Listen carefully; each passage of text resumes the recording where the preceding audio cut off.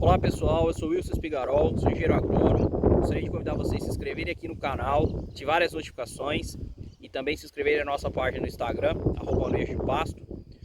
No vídeo de hoje nós vamos falar sobre 6 pontos chaves para uma boa rebrota de pastagem, né? Desses 6 pontos, são 3 pontos relacionados a manejo, então são pontos que estão nas nossas mãos, que a gente consegue interferir. E os outros 3 pontos são pontos relacionados a fatores externos, né? Principalmente fatores climáticos e que não estão sob o nosso domínio. Dentre os pontos de manejo, pessoal, o primeiro ponto são os nutrientes. A gente tem que atender a forragem, a nossa forrageira, tanto com macro e micronutrientes, atender todas as suas necessidades básicas. E a partir daí, o nutriente que realmente vai ser importante, o nutriente que vai fazer essa rebrota ser vigorosa e mais rápida para que a gente entre com os animais novamente na área um período mais curto, é o nitrogênio. O nitrogênio é o nutriente que mais estimula a produção de folhas e de perfilhos, e só que para que ele tenha um bom efeito, a gente tem que ter todos os outros macro e micronutrientes corrigidos. Então a gente tem que fazer adubação de correção, adubação para fornecer fósforo, potássio, cálcio, magnésio. Depois que a gente está com tudo corrigido, a gente entra com nitrogênio para poder ter uma boa produção de massa. E a gente tem que sempre tomar muito cuidado com a fonte de nitrogênio que a gente vai usar, né? Tentar distribuir esse nitrogênio no período das águas para que a gente diminua a perca de nitrogênio. Dependendo da fonte, por exemplo, a ureia, ela sofre um nível de volatilização muito grande.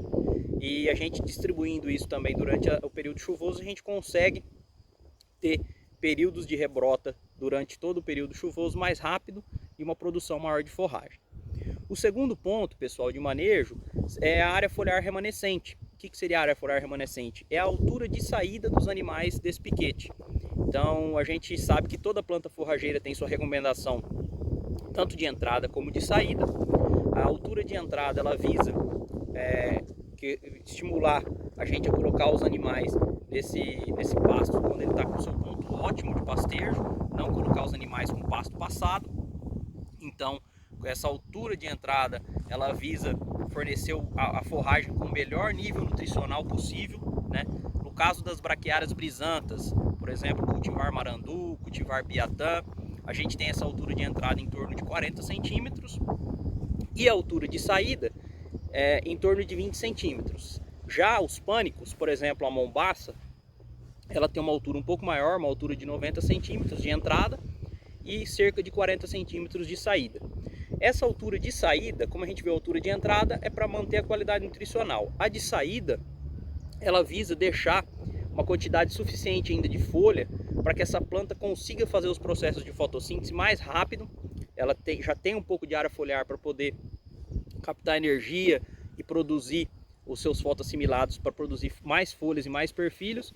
Então a gente respeitando essa altura de saída, a gente consegue ter uma rebrota mais rápida também, né? Quando a gente rebaixa demais essa pastagem, a gente vai prolongar esse período de rebrota dela, a gente vai entrar com os animais só mais tarde nesse pasto, né? A gente acaba aí tendo um período maior sem utilizar essa área, e também a gente diminui a perenidade dessa forragem, porque a gente sempre está desafiando ela, rebaixando demais ela e fazendo com que ela gaste todas as suas reservas de carboidratos. O terceiro ponto de manejo, pessoal, é o período de descanso. A gente, respeitando essa altura de saída, a gente tem que proporcionar um certo período em dias para que esse pasto tenha condição de recuperar a sua área foliar. Esse período de descanso, ele varia de acordo com a época do ano. No período chuvoso a gente tem períodos de descanso mais curtos, porque a planta tem todos os requisitos necessários para ela ter uma rebrota mais rápida, e no inverno a gente tem um período de descanso maior, porque ela tem alguns fatores limitantes. Entrando nos 3 fatores externos, pessoal, o primeiro deles é a luminosidade. Então as plantas de clima tropical, as forrageiras de clima tropical, elas necessitam de uma quantidade de luz para poder realizar o processo de fotossíntese. Elas vão captar essa luz através da folha, essa energia luminosa, transformar em energia química e a partir daí fazer o seu desenvolvimento. Então é muito importante a luz no processo todo de fotossíntese. O segundo fator externo é a temperatura, também muito importante. Vários processos metabólicos e ativação de algumas enzimas dentro das plantas forrageiras são ativados por temperaturas um pouco mais elevadas. A gente tem aí crescimentos ótimos das plantas forrageiras a partir dos seus 30 graus, 35 graus de temperatura. Quando a gente tem as plantas forrageiras de clima tropical, temperaturas abaixo de 17, 15 graus, a gente tem uma diminuição na sua rebrota, no seu desenvolvimento, em alguns casos até aí uma paralisação, dependendo da temperatura do seu desenvolvimento. Então a temperatura se torna outro fator muito importante.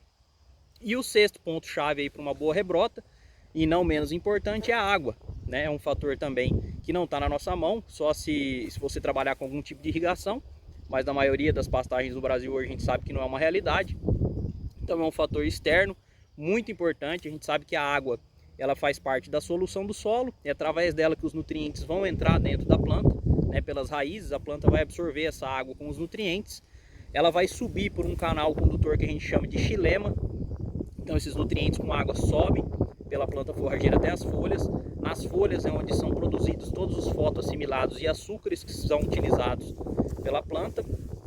Essa água que está na folha, ela vai para a atmosfera em forma de vapor de água, e esses fotoassimilados e açúcares voltam para a parte inferior da planta por outro canal condutor conhecido como floema, e ela vai para as raízes e para as outras áreas da planta, para que a planta use esses fotoassimilados para seu desenvolvimento. Então, pessoal, esses são os 6 pontos importantes para a rebrota da pastagem. A gente tem que prestar atenção principalmente nos 3 primeiros, que é os que estão realmente na nossa mão, que a gente vai conseguir interferir. E se vocês ficaram com alguma dúvida, só deixar aqui nos comentários ou enviar um e-mail. E muito obrigado pela atenção e até o próximo vídeo.